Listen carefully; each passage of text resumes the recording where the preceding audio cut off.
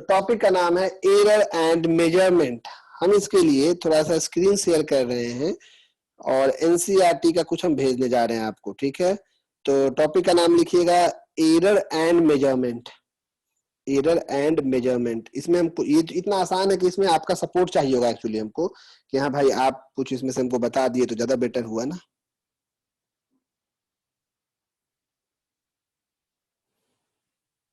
Share करना होगा, lappy पे हम शेयर कर रहे हैं। अब हम आपका स्क्रीन शेयर किए, ठीक है। स्क्रीन शेयर हो गया,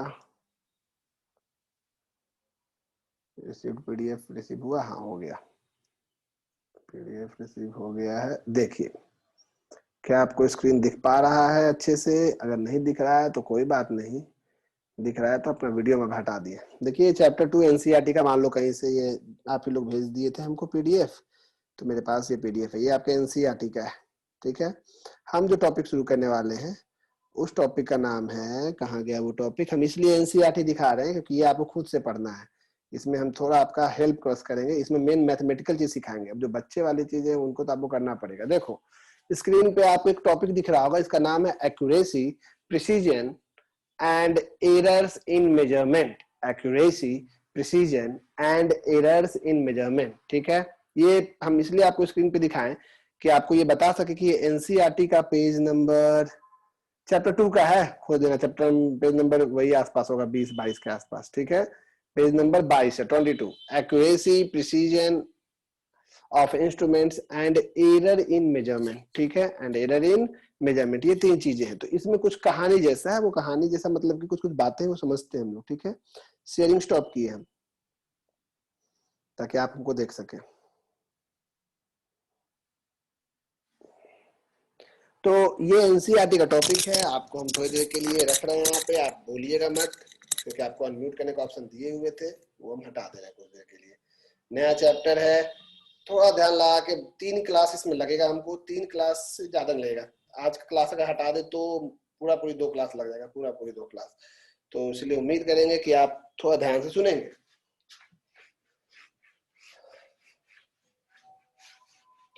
बात उठता है कि आखिर एरर एंड मेजरमेंट चैप्टर में, जैसे ये चैप्टर, हम इसको चैप्टर बोल रहे हैं बार बार क्योंकि ये पूरा चैप्टर मान के हम पढ़ा रहे हैं, एरर एंड मेजरमेंट। इसमें एक टर्म आता है जो कि आपके यहाँ पे कॉपी में दिखाए थे, बुक में भी दिखाए थे आपको, डिफाइन एक्यूरेसी एंड प्रिसीजन। आखिर ये क्या होता है, what is accuracy and precision, ठीक है। इसको समझने की कोशिश करते हैं कि आखिर एक्यूरेसी क्या है और प्रिसीजन क्या है। हम हर साल एक ही एग्जांपल देते हैं ज्यादातर हर बैच में, ताकि उससे बच्चे रिलेट कर पाते हैं। जब आप लैब में, चूंकि आप अभी ऑनलाइन में हैं तो आप लैब में नहीं गए हैं, तो कई चीजें हम यहाँ पे आपको समझाएंगे तो शायद वो ना आप रिलेट कर पाओ। लेकिन जब आप स्कूल जाते थे तो पहले ही दिन आपको लैब में ले जाया जाता है, उसमें कई चीजें दिखाई जाती है। तो वो सब चीज मेरे पास चूंकि अभी फिजिकल फॉर्म में प्रेजेंट नहीं है, तो वो सब आपको हम यूट्यूब पे या फोटो में दिखाएंगे जरूर। फिलहाल मान लीजिए कि लैब में आप गए, आपको बोला गया कि आप स्मॉल जी का वैल्यू कैलकुलेट करो। वैसे हम लोग स्मॉल जी का वैल्यू, एवरेज वैल्यू बोलते हैं 9.8 मीटर पर सेकेंड स्क्वायर। लैब में जब बोला जाए कि आप स्मॉल जी का वैल्यू कैलकुलेट करो, तो हम कैसे कैलकुलेट करते हैं?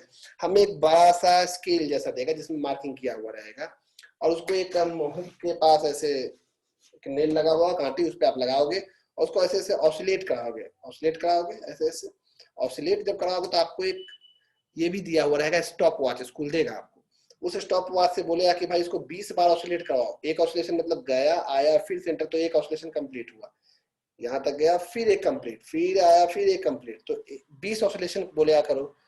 तुम 20 ऑसिलेशन करोगे, स्टॉप वॉच से टाइम देखोगे, फिर बोलेगा कि 20 ऑसिलेशन में अगर मान लो लगता है 15 सेकेंड बात करें, तो एक ऑसिलेशन में कितना समय लगेगा वो तुम निकाल लोगे।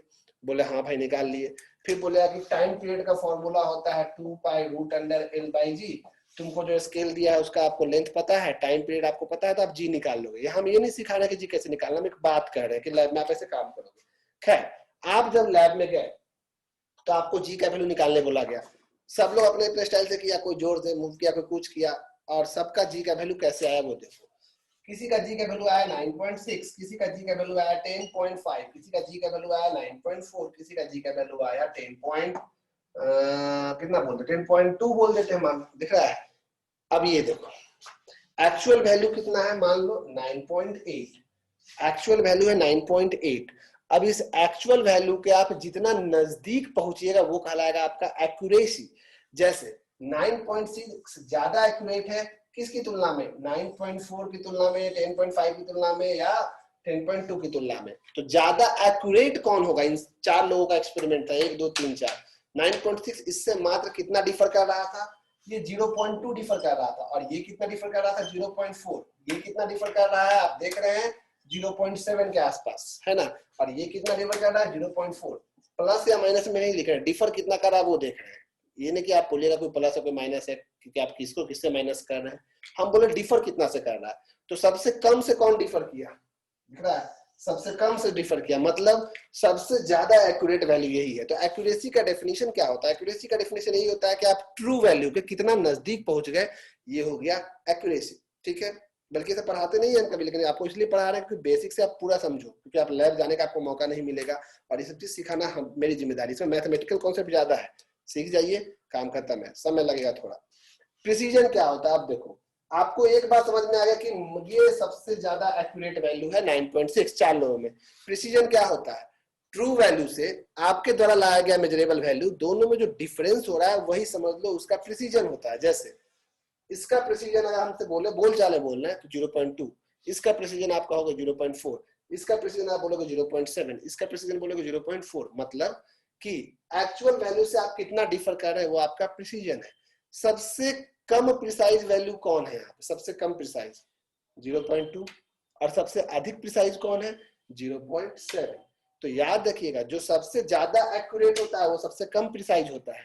देख रहे, ज्यादा एक्यूरेट तो कम प्रिसाइज, डिफरेंस कम का है, और जो सबसे कम एक्यूरेट होता है वो सबसे ज्यादा प्रिसाइज होता है। प्रिसाइज बताता है कितना का अंतर है। यानी एक बात आपको समझ में आ गया कि एक्यूरेसी और प्रिसीजन में इनवर्स रिलेशन है।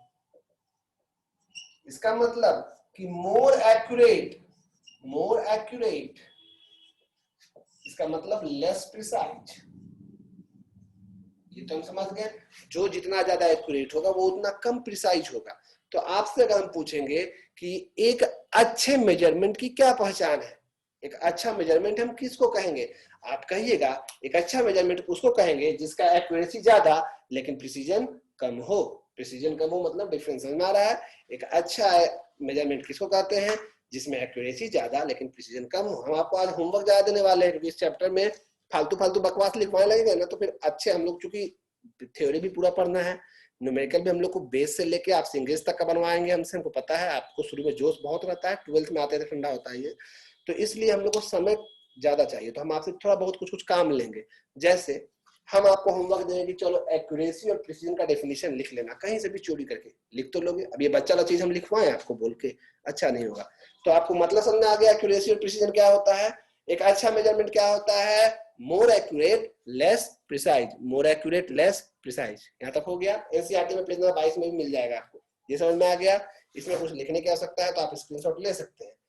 ये चैप्टर की शुरुआत में थोड़ा देर तक आपको कुछ काम देंगे, उसके बाद फिर पूरा हम ही लिखवाएंगे, चिंता मत कीजिएगा। हो गया, यहाँ तक कोई दिक्कत नहीं है। एक्यूरेसी और प्रिसीजन आप समझ गए। आगे सुनिएगा, आप लिखने के लिए लिखना चाहते हैं तो आप लिख लीजिए, हम रुक गए, हम 2 मिनट के लिए रुक गए हैं। आप लिखना चाहते हैं लिख लीजिए, हमें कोई दिक्कत नहीं है।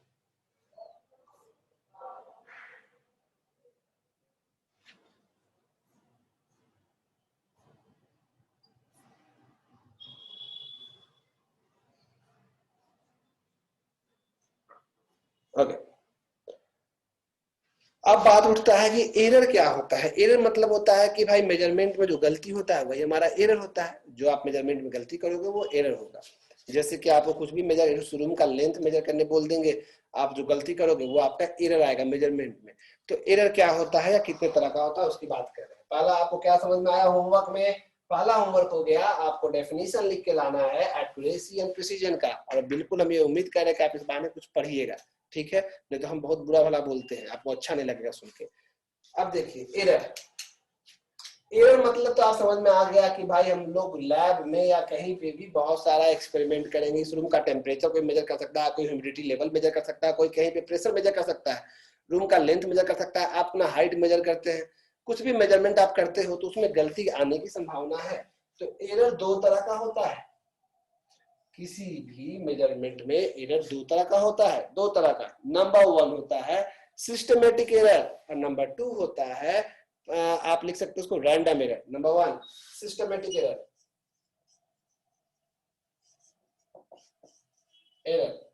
यह सब कुछ एनसीईआरटी में है, ये हम कुछ नहीं बोला आपको, हम दिखा देंगे स्क्रीन से आके। दूसरा random error,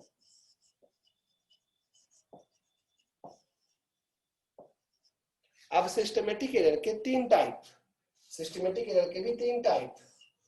number one instrumental error, instrumental error, इतना ऐसा पूछेगा नहीं आपसे एग्जाम में, लेकिन ये सबको शुरुआती बेसिक नॉलेज के चक्कर में इसे बताना पड़ रहा है, दवाई हम बताते भी नहीं। दूसरा imperfection in technique, imperfection in technique. और तीसरा है पर्सनल एरर, तीसरा है पर्सनल एरर।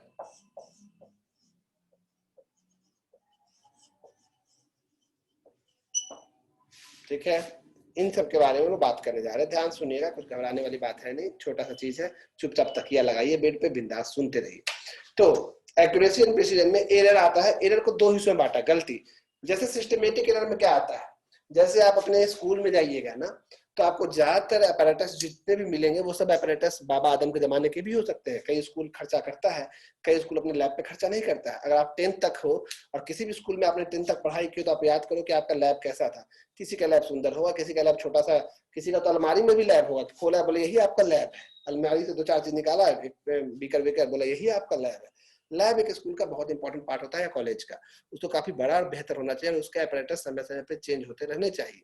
तो मान लीजिए कि आपका इंस्ट्रूमेंट आपको दे दिया स्टॉप वॉच, जैसे मेरे कॉलेज का एक स्टॉप वॉच दिया था, हमको याद है ग्रेजुएशन में, तो कितना पीटते थे, स्टार्ट ही नहीं होता था, फिर बहुत पीटने के बाद स्टार्ट होता था, फिर रोकने को रुकता नहीं था। आप वैसे स्टॉप वॉच से कैसे उम्मीद कर सकते हैं कि आपका रिजल्ट सही आएगा। तो हर एक इंस्ट्रूमेंट में कभी ना कभी कुछ ना कुछ एरर होता है। कई इंस्ट्रूमेंट ऐसे भी एरर दे देते हैं, कई समय के साथ पुराने होकर एरर देते हैं। तो इंस्ट्रूमेंट की खराबी की वजह से अगर आपका रिजल्ट गड़बड़ होता है तो वो आपका एरर नहीं कहलाएगा, वो कहलाएगा इंस्ट्रूमेंटल एरर। कई तरह का एक्सपेरिमेंट हो सकता है, मे भी हो सकता है कि आप केमिस्ट्री के लैब में गए हैं,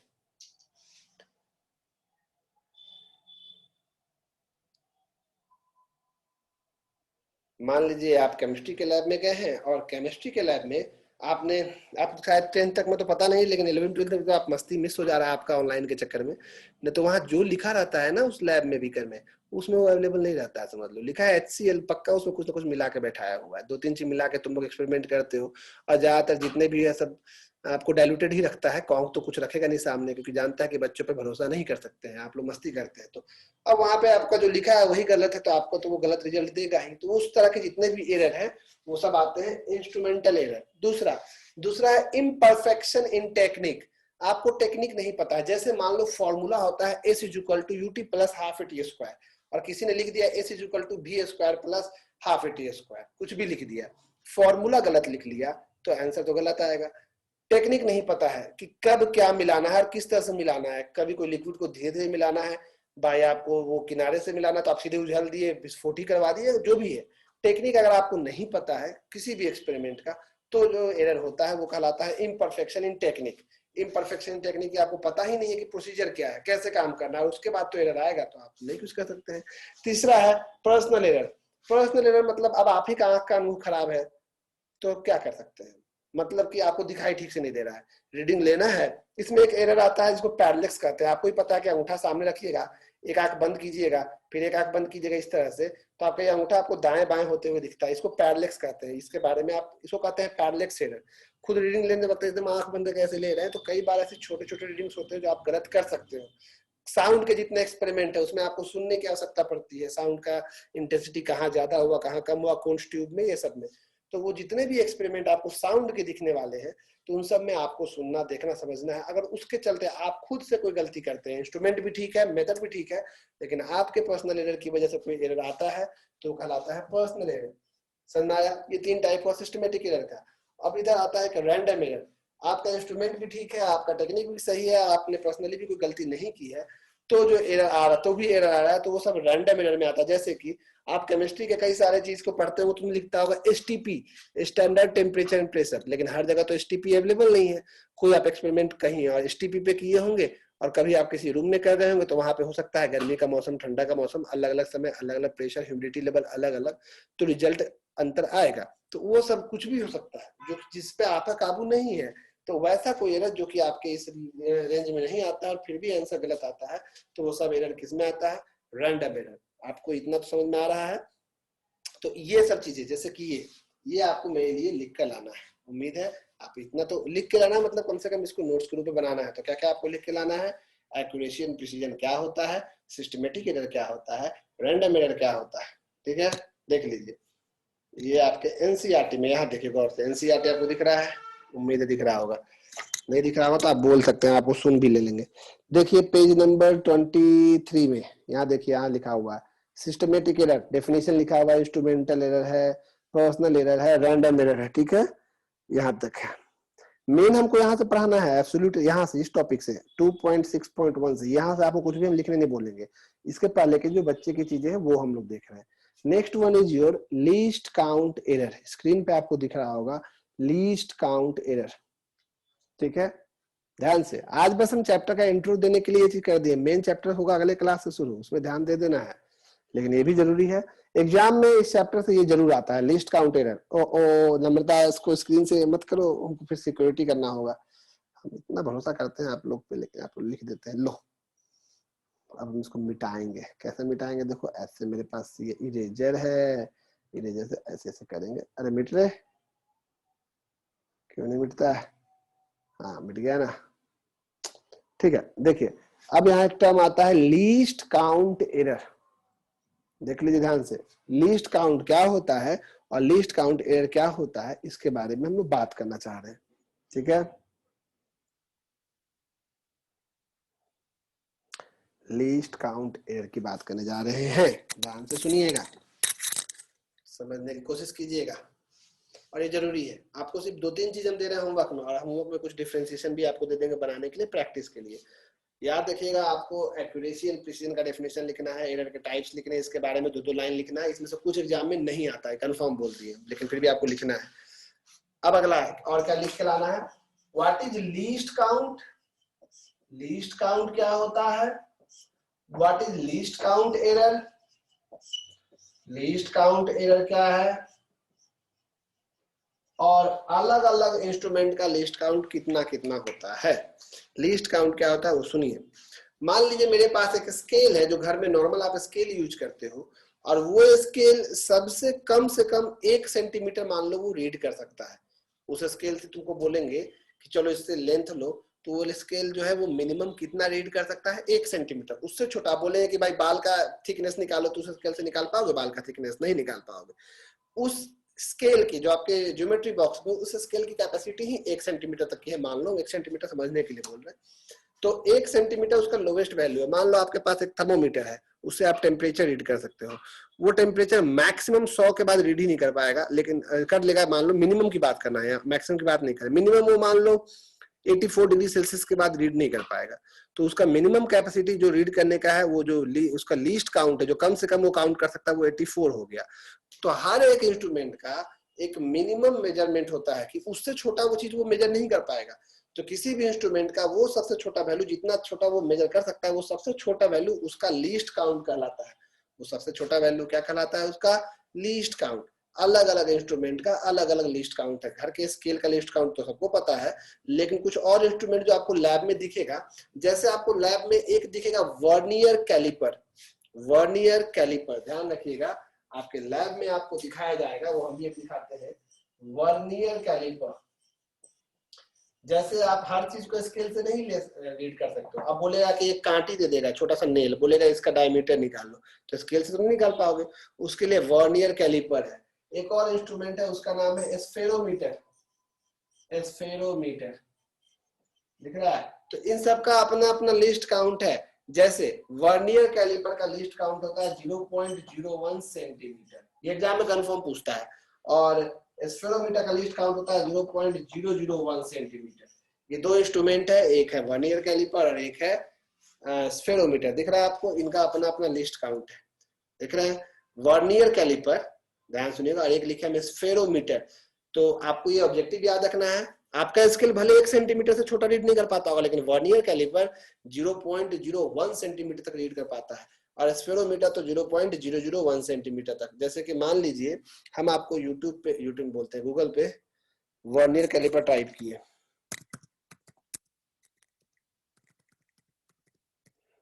इंटर इमेज दिखाते हैं, मैं भी आप देख पा रहे हो, आपको हम स्क्रीन शेयर कर देते हैं। ये थोड़ा बोरिंग लग रहा होगा कई लोगों को, लंबा क्लास हो गया, तो आज 2-3 लोगों को मैसेज किए कि मैं कहीं क्लास से गया, तुमको हम बोले ठीक है आप जाइए, कोई दिक्कत नहीं है, लेकिन समझिएगा इस पे। देखिए स्क्रीन शेयर किए हैं अभी आपके सामने, टाइम भी कम हो गया। ये देखो अलग अलग तरह का वर्नियर स्केल आपको दिख रहा है, स्कूल में आपको ये दिखेगा, इस तरह का होता है, ये वर्नियर कैलिपर है, ठीक है। इसमें रीडिंग होता है, इसको यूज करना आपके लैब असिस्टेंट आपको अच्छे से सिखाएंगे, नहीं सिखा पाएंगे तो आपको यूट्यूब पे सब करना पड़ेगा। अदरवाइज ये है ऐसा ही, ये देखो ये ऐसा ही दिखता है, ये है वर्नियर कैलिपर। इसमें कैसे दोनों साइड देखो, यहाँ पे भी है और इधर भी आप मेजर कर सकते हो, दोनों साइड से व्यवस्था कैसे काम करता है, क्या होता है, इसको अभी हम नहीं बोलने वाले हैं, तो ये क्लास हमको अलग से वो खींच देगा, ठीक है। इसमें बिल्कुल आपको दिख जाएगा, हर एक चीज लिखा हुआ है इसमें, लेकिन हम इस पे टाइम वेस्ट नहीं करेंगे। जैसे वर्नियर कैलिपर होता है, ठीक उसी तरह से स्फेरोमीटर भी होता है।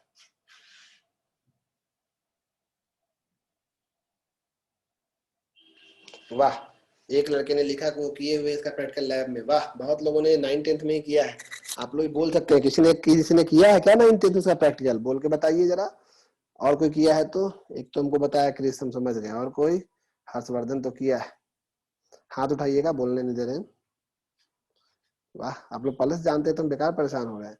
ये आपका वह ये कैलिपर है, और एक होता है स्फेरोमीटर, अगर आपको दिखा पाए स्फेरोमीटर, इस तरह से होता है स्फेरोमीटर, ये भी आप किए हैं क्या, देखो ये है स्फेरोमीटर, इसका लीस्ट काउंट और कम है, देख रहे हैं, पतला से पतला चीज, एक पतला वायर का भी डायमीटर इससे आप निकाल सकते हो। तो खैर रुद्रा ने हाथ उठाया, मतलब काफी लोगों ने हाथ उठाया है, ऐसा हम बोल दिया। आकृति बॉल ने किया है, बेसिकली हमको जहां तक लग रहा है ना, आईसीएसई स्कूल के बच्चों ने इसको किया है मेरे ख्याल से, आईसीएसई में ज्यादा अच्छे से बताता है, ये ऑलमोस्ट 11th का चीज को भी आईसीएसई खींचता है, तो आईसीएसई के बच्चों ने किया है। सीबीएसई वाले तुम लोग को बर्बाद कर दिया यार, तुम्हारा बोर्ड वाला, जाके अपना फी वापस मांगो। खैर, मेरे कहने का मतलब ये है कि आपको 2 इंस्ट्रूमेंट हम बताएं, एक वर्नियर कैलिपर, एक स्फेरोमीटर, हमको कुछ मतलब नहीं है, वो लैब में जब जाएंगे तो कर पाएंगे, तभी आप फिजिकली दिखाएंगे, तभी आप सीख पाओगे। फिलहाल आपको ये समझ में आया कि वर्नियर कैलिपर से सबसे कम कितना मेजर कर सकते हैं, 0.01 सेंटीमीटर, और उससे भी ज्यादा प्रिसाइज है कौन, स्फेरोमीटर, 0.001 सेंटीमीटर। तो लिस्ट काउंट और लिस्ट काउंट के 2 इंस्ट्रूमेंट समझ में आ गए। लिस्ट काउंट एरर क्या होता है, what is list count error? कोई कहता है कि हम मिनिमम आपको 1 सेंटीमीटर तक मेजर कर पाएंगे, कर देंगे, और जब उसे मेजर करने गए तो वो मिनिमम 1.2 सेंटीमीटर तक मेजर किया, उससे छोटा मेजर नहीं कर पाया, मतलब वो झूठ बोला 0.2 का। तो जितना वो गलत हो गया उस इंस्ट्रूमेंट का, कि बोला है 1 सेंटीमीटर तक का, लेकिन 1.2 तक कर पा रहा है, उससे नीचे नहीं कर पा रहा है, तो वो हो गया एरर। कभी कभी बोलता है कि हमें 1 सेंटीमीटर में लिस्ट काउंट है, और देखते हैं कि 0.9 भी मेजर कर दे रहा है, इसका मतलब फिर से 0.1 गलती है। तो लिस्ट काउंट एरर वो एरर है जो उसके लिस्ट काउंट को मेजर करने में आता है गलती, जो वो बोलता है उससे अलग आ जाता है उसका लिस्ट काउंट, जितना मशीन बोला है उससे अलग उसका लिस्ट काउंट आ जाएगा, तो वो हो जाएगा लिस्ट काउंट एरर। ये पॉजिटिव भी होता है, नेगेटिव भी होता है, डिपेंड करता है कि आपका लिस्ट काउंट ज्यादा आ रहा है या कम आ रहा है। लैब में आप जाइएगा तो आपको स्कूल वाला, अगर 30 बच्चों का बैच बनाएगा या 25 बच्चों का, तो 25 को अलग अलग एक कैलिपर देगा, स्पीडोमीटर ये बने के अलग अलग सबको देगा, और सबका पहला काम बोलेगा कि चलो सबको अपना लिस्ट काउंट एरर चेक करो, क्योंकि वो लोहे का मशीन है, किसी कंपनी ने बनाया है, हर मशीन को उसने बनाया है, लेकिन कहीं किसी मशीन में कुछ भी गड़बड़ी हो सकता है। आप चूंकि फिजिक्स के स्टूडेंट, आप एकदम एक्यूरेसी पे बात करोगे, छोटा जैसे तैसे ने गया चलो इतना इतना तो इतना ले लिए, वैसा वाला नहीं, एक्यूरेसी पे बात होगा। एक पतला पतला पिन का आपको डायमीटर निकालने बोलेगा, आप निकाल के टीचर को दिखाओगे, तो उसको निकालने से पहले आपको अपने इंस्ट्रूमेंट में कितना का एरर है, गड़बड़ी है, वो चेक करना होगा।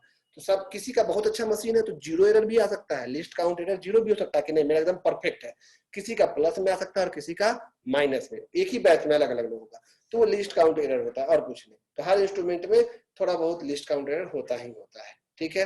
तो मेन अब हम लोग को क्या क्या लिख के लाना, ये होमवर्क में हो गया, एक्यूरेसी एंड प्रिसीजन, ये पूरा लिस्ट काउंट और लिस्ट काउंट का डेफिनेशन, और कुछ नहीं। और आप चाहें तो इनके बारे में ऑनलाइन यूट्यूब में देख सकते हैं, लेकिन ये जरूरत नहीं है, मेरे टॉपिक से तो इसका मतलब अभी नहीं है। हम आपको अगले क्लास शुरू करने वाले हैं, इस चैप्टर की शुरुआत मेन वहां से होगी, मैथमेटिकल, उसके बाद आपको कुछ लिखने नहीं बोलेंगे, सब उसके बाद मेरी जिम्मेदारी होगी। अगला क्लास काफी महत्वपूर्ण होने जा रहा है, ठीक है। आज के लिए इतना ही रहेगा। आपको कुछ पूछना है तो आप धीरे धीरे पूछ सकते हैं।